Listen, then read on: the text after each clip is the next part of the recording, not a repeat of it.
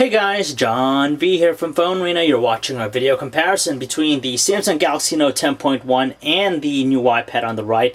Now, the Galaxy Note 10.1 just came to the market very recently, sporting the same price point as the new iPad, $500. It has a cool feature in the form of the S Pen functionality and some other things. So we're going to find out how it stacks up against Apple's pride and joy. On the surface, there isn't really anything too exciting with their designs. They're quite conventional, but the difference here is just the choice of materials. Now, they both sport $500 price points. They're both relatively streamlined, same amount of weight, but we actually prefer the metallic, brushed aluminum metallic body of the new iPad. Just has a cleaner looks and a sense of premium versus the all-plastic body of the Galaxy Note 10.1. As for charging and data connectivity, these tablets rely on proprietary connection jacks, as you could tell right there.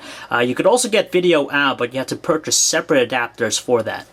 The new iPad only features a single speaker in the rear, whereas the Samsung Galaxy Note 10.1, it has left and right speakers, and we like it just because it's projected towards us as we're holding the tablet.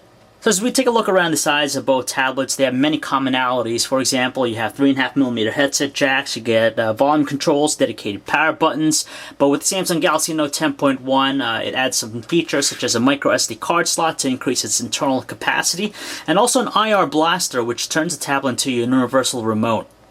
Furthermore, another cool feature found with the Samsung Galaxy Note 10.1 that its rival doesn't have out of the box is the S Pen Stylus, which is great if you love to draw, write, taking notes, stuff like that. There's a lot of functionality found with it, and it's just something that you don't typically see with today's tablets. Lastly, they both sport 5-megapixel cameras, but it's the new iPad that has a backside illumination, and the Samsung Galaxy Note 10.1 benefits with an LED flash. Mainly because it sports the higher resolution, we prefer the iPad's Retina display over its rival. So it has a 9.7-inch IPS LCD Retina display featuring a resolution of 2048 by 1536 versus the 10.1-inch Super PLS LCD display of the Galaxy Note 10.1 has WXGA resolution 1280 by 800 pixels. So without question, you get crisper looking details with the new iPad, especially most notable in the web browser when you're in a zoomed out view. We're able to make out even the tiniest of text with little issues. They're both very natural looking with their color production, but the iPad Retina display just seems to produce some warmer tones, which comes out to be a little bit more appealing. But the other differentiator here is just the viewing angles. The new iPad just maintains its clarity no matter how we look at it, any angle, and it's also better for outdoor visibility. Then again, we're here with another comparison to find out which is better, iOS or Android. But seriously, it just comes down to personal preference. If you prefer simplicity, ease of use, stick with the new iPad just because at heart, that's what it offers. And if you want something with deeper personalization or superior sharing functionalities, you want to stick with the Samsung Galaxy Note 10.1 and its Android experience.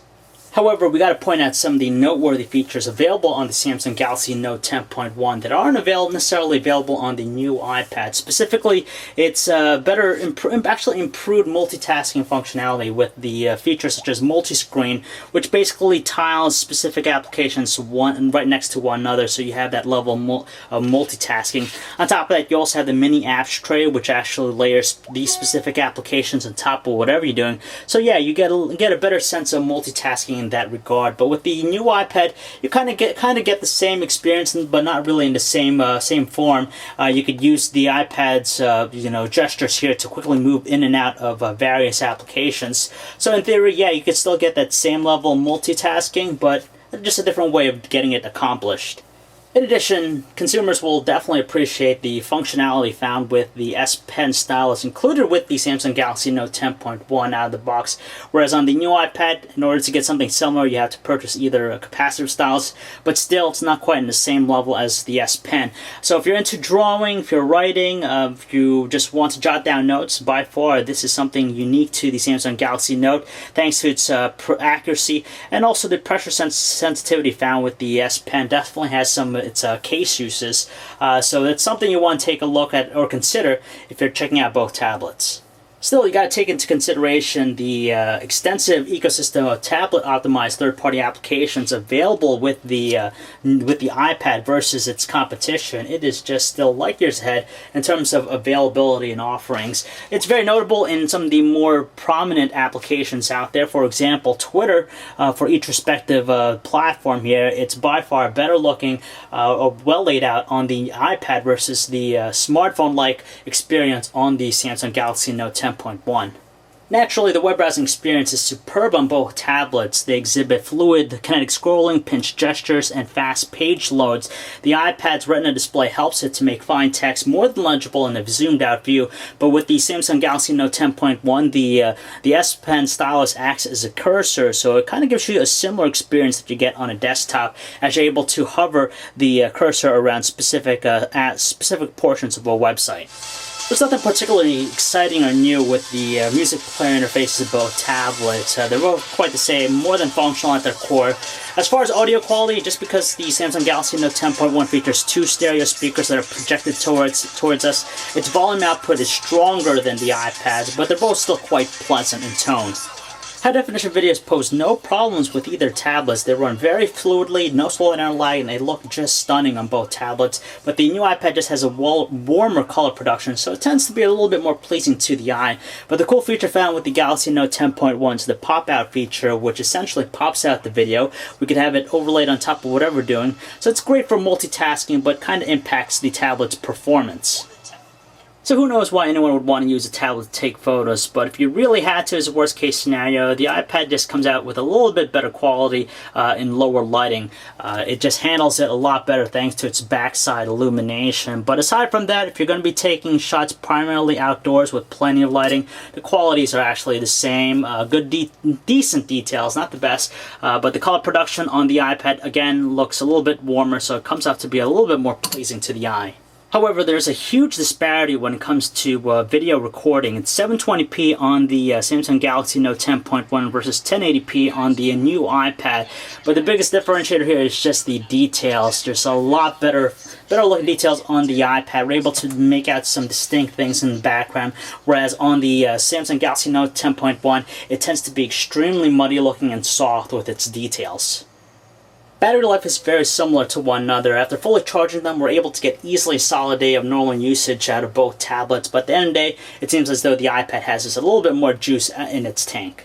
In terms of raw processing power, it's a quad-core versus a dual-core. It's a 1.4 GHz quad-core Exynos processor with 2 GB of RAM on the Samsung Galaxy Note 10.1 versus the dual-core 1 GHz Apple A5X with 1 GB of RAM on the new iPad. Now, for the most part, they're both pretty quick with the response, but we just noticed some choppiness and some performance issues with the Samsung Galaxy Note 10.1. It's especially most notable when you're using the multi-screen feature. It seems to impact the performance a lot more than anything else, whereas on the new iPad it maintains that nice responsive look no matter what any application you're using, and doesn't have as many of the inconsistencies found with the Samsung Galaxy Note 10.1. So if it merely came down to most bang for the buck, it's hard to argue that you get a lot out of the $500 associated with the Samsung Galaxy Note 10.1. Specifically, you get the S Pen functionality, so if you love to draw, write, jot down notes, this is a distinct feature that's specific to it. You also have the multitasking enhancements found with the mini apps tray, and also the multi-screen feature. And finally, you have an IR blaster, which turns into universal remote. Now, those are all features not found or available with the new iPad out of the box. In order to get something similar to the S Pen functionality, you have to buy a separate accessory, download third-party apps to gain that. But you still can't quite count it out just because it has a rich ecosystem of third-party tablet-optimized apps, which makes the experience more gratifying than anything else. On top of that, you have a consistent performance thanks to its processor. It barely lags, and on top of that, sharp-looking display. And if we had to look at it visually on the surface in terms of just $500 price point, you can't argue that the new iPad is just a better-looking tablet and solidly constructed versus the Samsung Galaxy Note 10.1. But again, it just all comes down to personal preference. If you really need something that you want to write with, then stick with the Samsung Galaxy Note 10.1. You're not paying more out of the box out of it. But if you really want to get a balanced experience, you want to take a look at the new iPad.